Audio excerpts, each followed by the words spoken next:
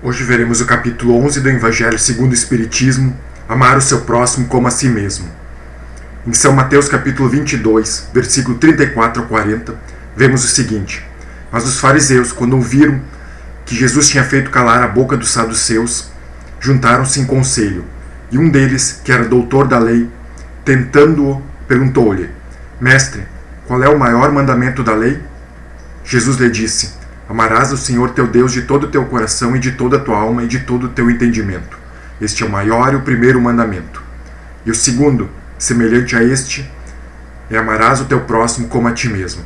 Esses dois mandamentos contém toda a lei e os profetas. Diante dessas afirmações, podemos fazer duas perguntas. Por que devemos amar o próximo e quem é o nosso próximo? Para responder à primeira pergunta, vamos utilizar o livro O Céu e o Inferno de Allan Kardec, que contém vários relatos. Os relatos dos espíritos foram agrupados por Kardec em grandes grupos: espíritos felizes, espíritos sofredores, espíritos suicidas. Aqui, em virtude do tempo, vamos utilizar só 3 grupos: os maus, que dedicaram sua vida somente a si, mesmo à custa dos sofrimentos dos outros; os indiferentes, que não fizeram o mal, mas também não fizeram o bem; e os bons, que tudo fizeram para tornar o mundo um lugar melhor. O primeiro relato é de Jacques Latour, assassino condenado pelo júri de Fox e executado em setembro de 1864. Em reunião íntima em Bruxelas, a 13 de setembro de 1864, o médium recebe a seguinte mensagem: Arrependo-me, arrependo-me. Oh, sim, piedade, muito necessito dela. Não sabeis o que sofro, não o sabeis, e não podereis compreendê-lo. É horrível a guilhotina. Que vale a guilhotina comparada a este sofrimento de agora? Nada. É um instante. Este fogo que me devora. Sim, é pior, porque é uma morte contínua, sem tréguas, nem repouso, sem fim. E as minhas vítimas ali estão ao redor, a mostrar-me os ferimentos, a perseguir-me com seus olhares. Ah, se todos os homens pudessem saber o que há para além da vida, saberiam também quanto custam as consequências do mal. Certo, não haveria mais assassinos, nem criminosos, nem malfeitores.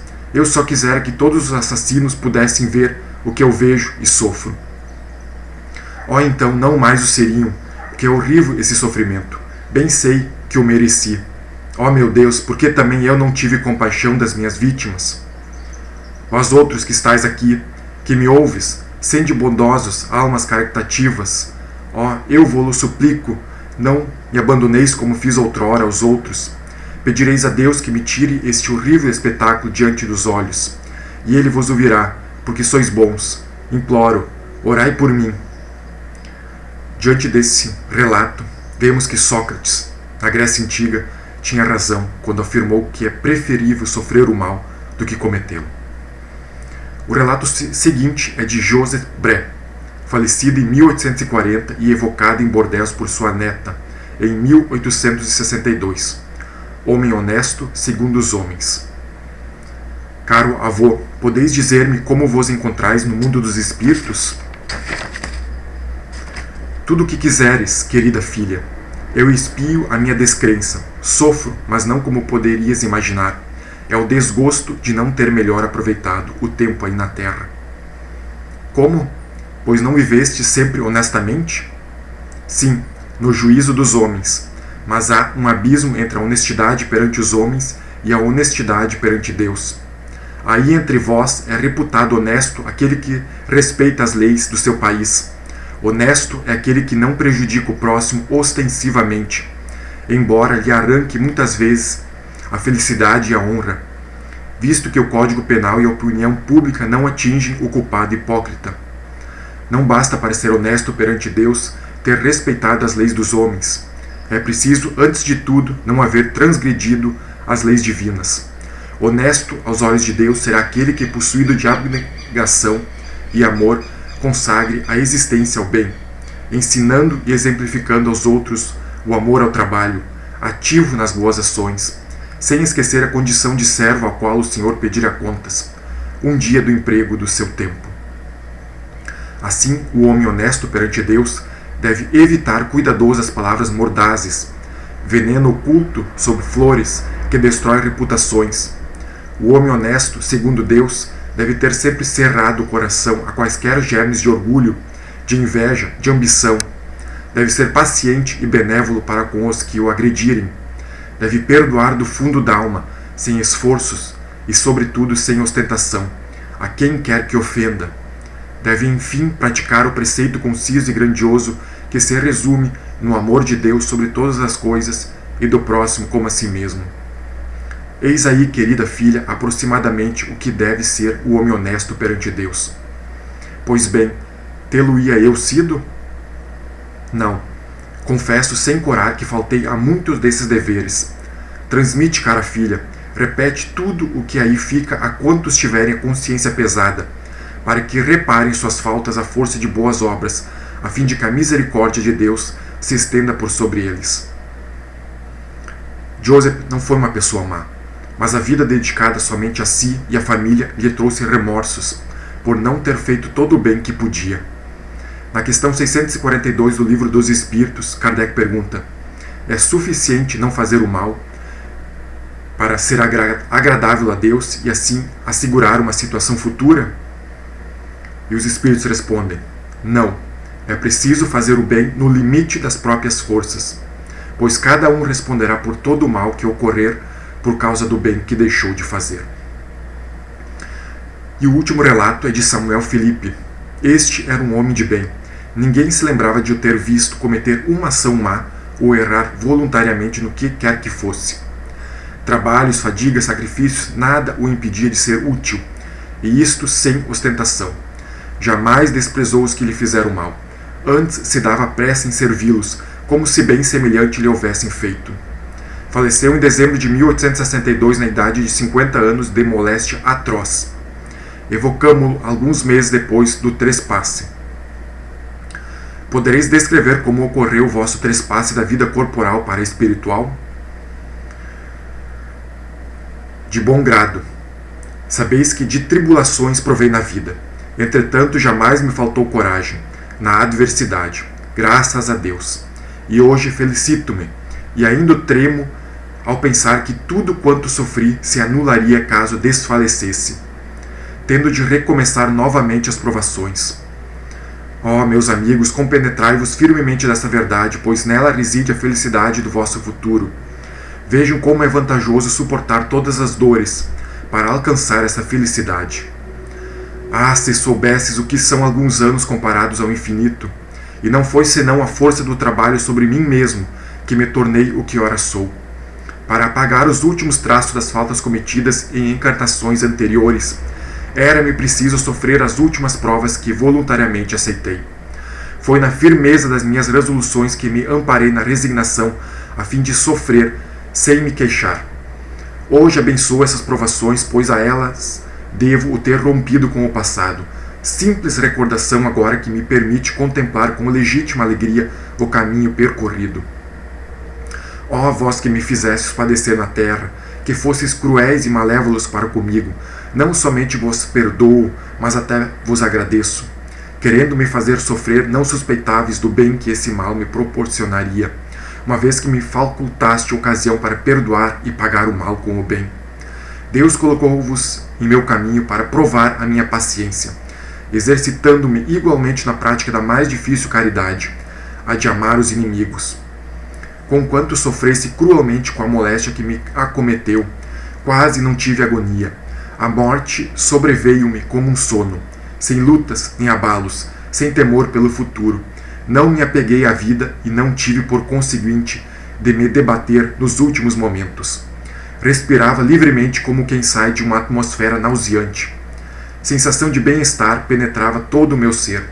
A presença dos que amara alegravam-me sem me surpreender, antes parecendo-me natural, como se os encontrasse depois de longa viagem. Ah, pudessem os homens compreender a vida futura, e que força e que coragem esta convicção não lhes daria na adversidade. Então, por que devemos fazer o bem? Certamente que Deus nos criou para sermos felizes na eternidade, mas a vida terrena deve servir para nosso aperfeiçoamento moral. exercitando-nos na caridade, pois somente à custa de concessões e sacrifícios é que colocaremos em prática o verdadeiro amor. É importante observar que caridade não é somente dar esmolas, não é somente isto que Deus exige de nós.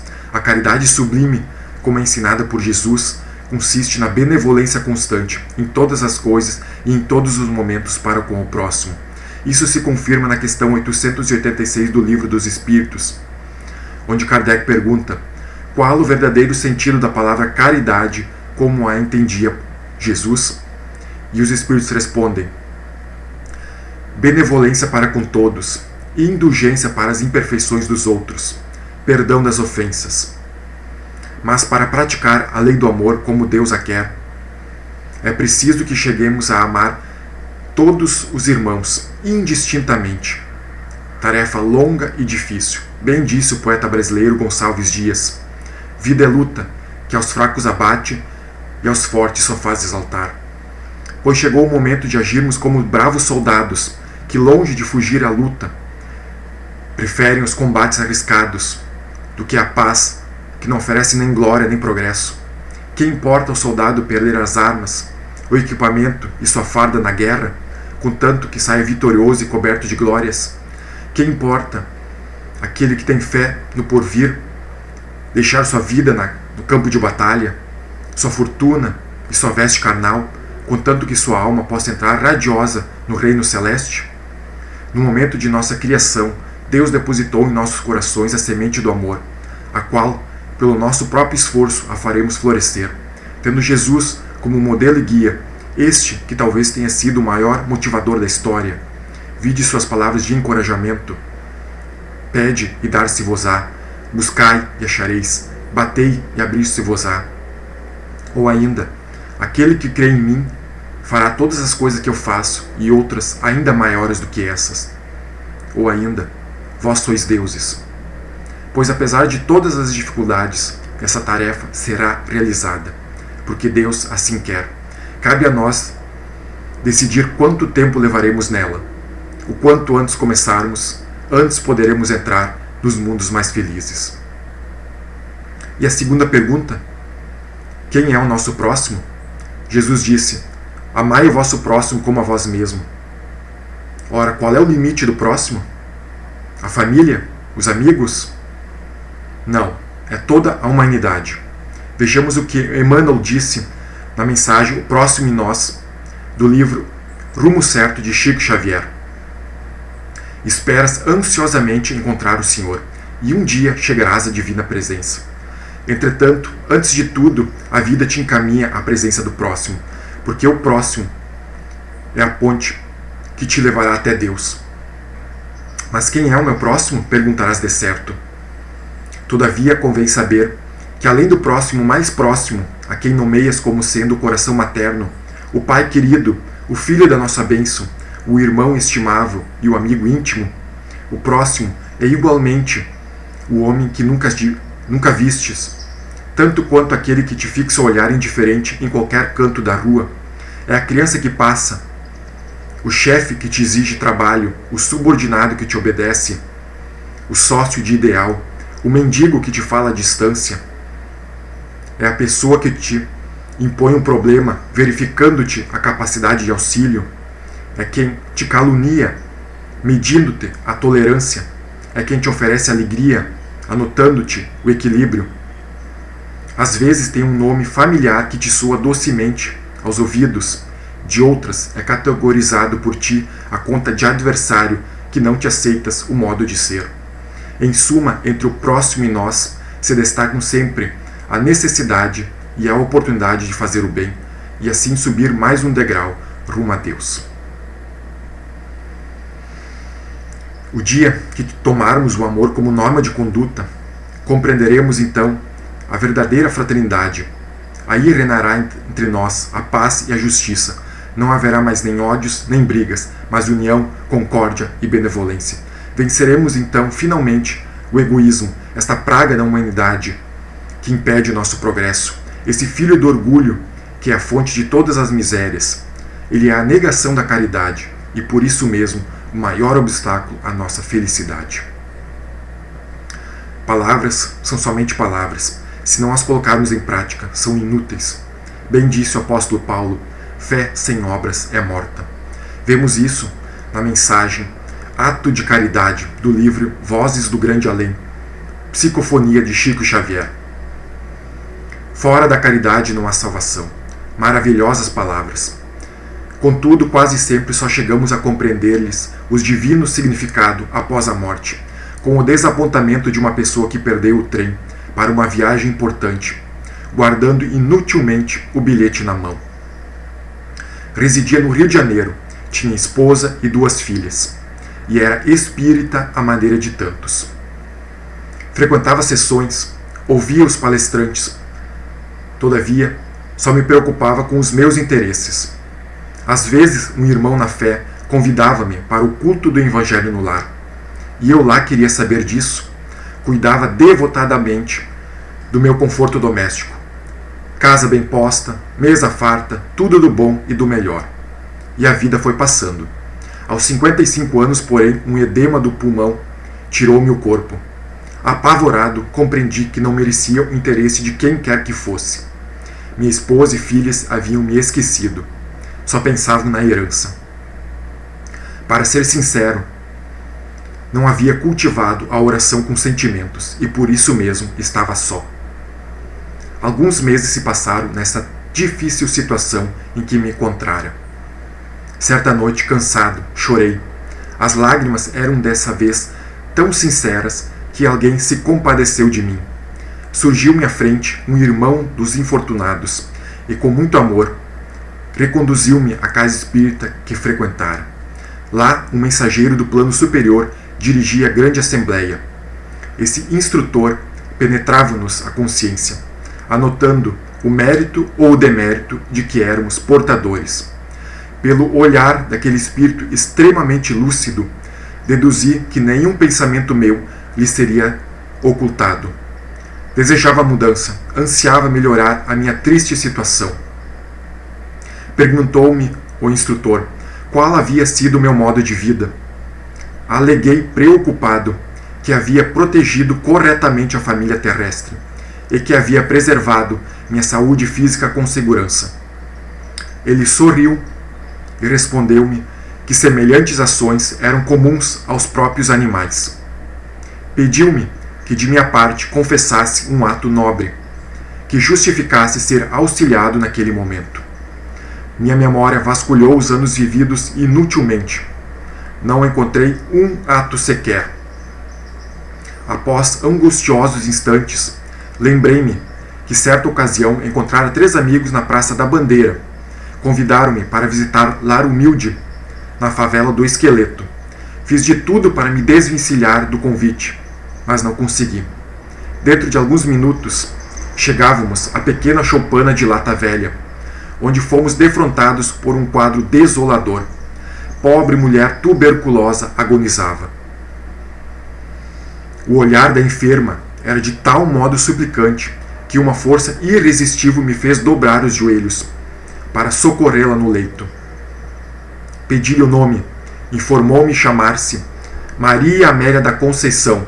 Seus familiares, uma velha e 2 meninos que se assemelhavam a cadáveres ambulantes, nada podiam fazer. Inclinei-me e coloquei-lhe a cabeça suarenta entre meus braços, tentando suavizar-lhe a falta de ar. Inutilmente, pois, após alguns instantes, a infeliz, numa golfada de sangue, entrega-se à morte. Senti-me sumamente contrafeito, e para me ver livre de quadro tão deprimente, pela primeira vez na vida, arranquei da bolsa uma quantia mais farta, transferindo-a para as mãos da velhinha, para ajudar nos funerais. Afastei-me irritadiço e antes de voltar para casa, procurei um hotel para um banho demorado com desinfetante adequado. E no dia seguinte procurei um médico, com receio do contágio. Que tristeza! Não havia mérito nenhum no único ato caridoso de toda a minha vida. Contudo, alguém avançou da assembleia e abraçou-me. Esse alguém era Maria Amélia da Conceição, que veio em meu socorro. Pediu a um instrutor que nos dirigia que recompensasse o meu gesto, notificando que eu lhe havia ofertado pensamentos de amor na hora extrema do corpo e que lhe havia doado o inteiro digno. As lágrimas corriam-me dos olhos, e a partir daquele momento, para a felicidade minha, retornei aos trabalhos, sendo incumbido da tarefa de auxiliar os sofredores. E concluo reafirmando: sou espírita, mas fora da caridade não há salvação. Maravilhosas palavras. Que Jesus nos abençoe e assim seja.